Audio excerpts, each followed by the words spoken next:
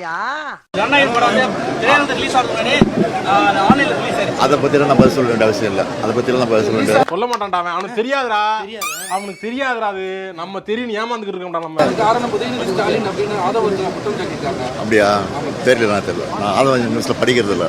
அப்படியே ஒரே புடுங்க புடுங்கி இங்க நட்டுருப்பாரு. வாய் என்ன வாயை வச்சுக்கிட்டு இது பேசுது. திமுகவுக்கு தாவேக்கு மட்டும் தான் போட்டின்னு விஜய் சொல்லிட்டே வராதீங்க. அதை பத்தி பதில் சொல்ல தயாரா. கொஞ்சம் சீக்கிரம் முடிச்சு விடுங்கம்மா. கம்மா கரையில கொஞ்சம் வேலை இருக்கு.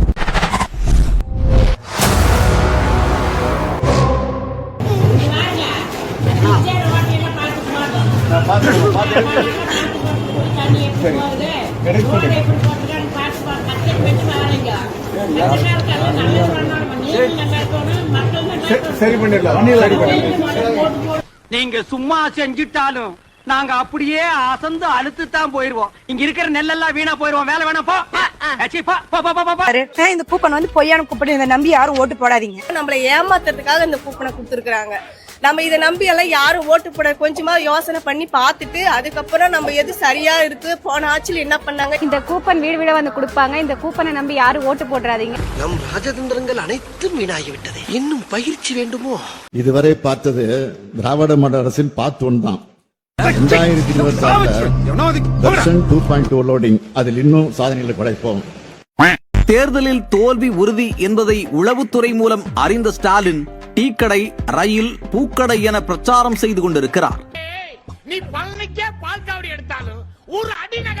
கையில் 10,000 ரூபாய் மட்டுமே உள்ளது என தேர்தல் மனுவில் குறிப்பிட்டிருக்கும் ஸ்டாலின் இவர் அணிந்திருப்பது லாக்கோஸ்ட் டி ஷர்ட்.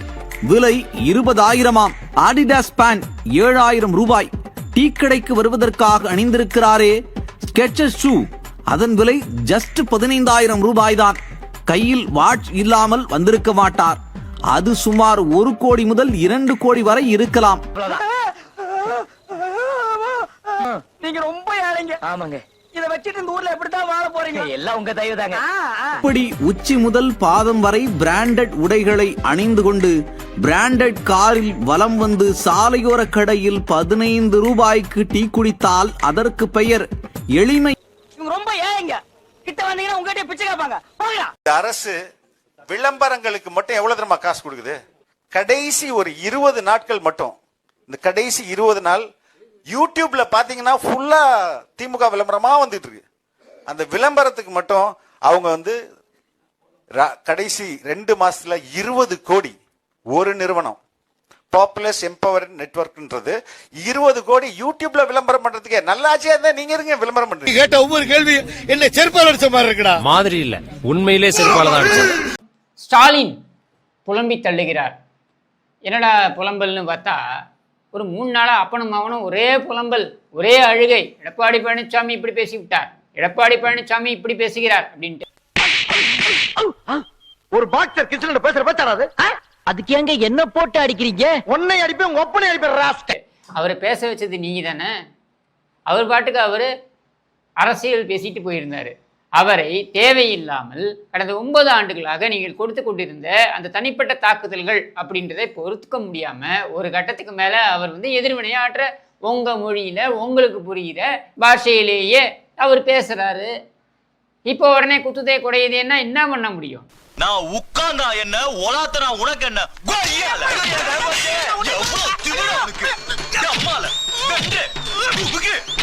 ஸ்டாலின் சொல்றார் என்னன்னா, நான் கொரோனாவிலேயே போயிருப்பேன் என்று எடப்பாடி பழனிசாமி சொல்கிறார். நான் மரணத்தை கண்டெல்லாம் நான் என்றைக்கும் அஞ்சியது கிடையாது. மரணத்தை கண்டு அஞ்சியது கிடையாதுன்னா ஏன் லண்டன் போற? மரணத்தை கண்டு அஞ்சியது கிடையாதுன்னா ஏன் அப்போலோவை படுத்துக்கிற? பில்டிங் ஸ்ட்ராங், பேஸ் மட்டும் கொஞ்சம் வீக். கருணாநிதியுடைய பொய் பிரச்சாரம் என்னவாக இருந்தது?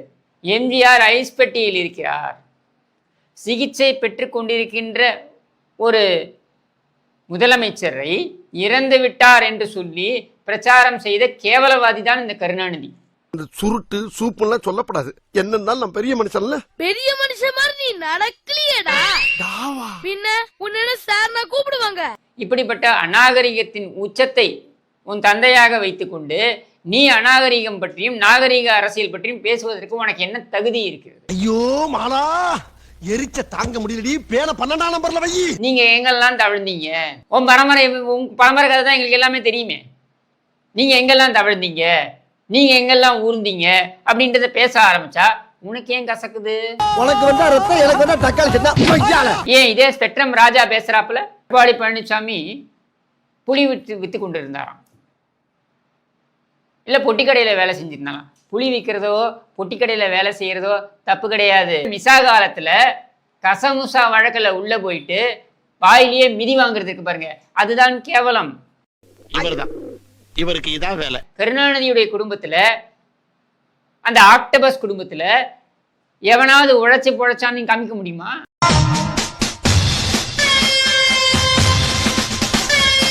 ரேஷன் கடையில விற்கிற அரிசி வரைக்கும் எதையும் விட்டு வைக்காமல், நம்ம எதை சாப்பிட்றோமோ அதுல இருந்து ஆரம்பித்து உண்பதிலிருந்து ஆரம்பித்து பேழ்வது வரைக்கும் எதையும் விட்டு வைக்காமல் சுரண்டி தின்ன கேவல ஜென்மங்கள் கருணாநிதி கும்பல். தேவையான அனைத்து சாமான்களும் வாங்கும் ஒரே இடம் காட்டுப்பூச்சி ஆன்கோ.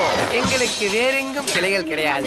திருவள்ளூர் அடுத்த பட்டறை பெரும்புதூரில் தேர்தல் பறக்கும் படையினரின் சோதனையில் திமுக பிரமுகரின் சார்பில் வழங்கப்பட இருந்த துண்டு அறிக்கை, கீ செயின், சிறிய காலண்டர் மற்றும் 8000 ரூபாய் வழங்கப்படும் என்ற கூப்பன் கொண்ட பெட்டிகள் அடங்கிய கண்டெய்னர் லாரியை மடக்கி பிடித்து தேர்தல் நடத்தும் அலுவலரிடம் ஒப்படைத்ததால் விசாரணை நடத்தப்பட்டு வருகிறது.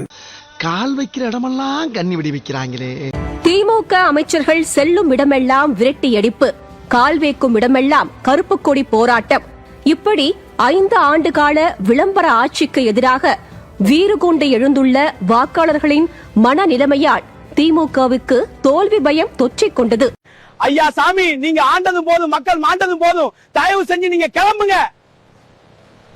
எப்போது எல்லாம் எதிர்ப்பு வருமோ அப்போது எல்லாம் திமுக கையில் எடுக்கும் ஆயுதம் ஜாதி மதம். சிக்கி சீரழிச்சு சின்ன பின்னமாகி செருப்புடி வாங்குற நிலம் வரும்போது வரும். அந்த நேரத்துல இத கபாறு திறந்துவாரு, இது உனக்கு கை கொடுக்கும் அப்பா. ஜாதி மதம் அரசியலில் எப்போதும் மாறுவேடம் போடும் திமுக தற்போதும் அதே கலாச்சாரத்தை கையில் எடுத்துள்ளது. திமுக பிரச்சாரத்துக்காக போற இடங்கள்ல மக்கள் திருப்பி அனுப்பி வச்சுக்கிட்டு இருக்காங்க. இதே நிலைமை தான் இப்போ திரு அனிதா ராதாகிருஷ்ணனுக்கும் ஏற்பட்டிருக்கு. இஸ்லாமியர்கள் இருக்கிற பகுதிக்கு போனா நமக்கு நல்ல ஆதரவு கிடைக்கும்னு ஆசையா போன அனிதா ராதாகிருஷ்ணனை இஸ்லாமிய சகோதர சகோதரிகள் விரட்டி அனுப்பி வச்சிருக்கிறாங்க.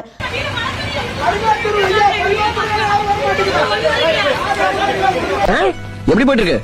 இது வரைக்கும் உங்க அப்பா ஜெயிப்பாங்கிற நம்பிக்கை இருந்துச்சு. இப்ப இடையில ஒரு 2 பேர்ட்ட பேச்சுவார்த்தை நடத்தின உங்க அப்பா க்ளோஸ்.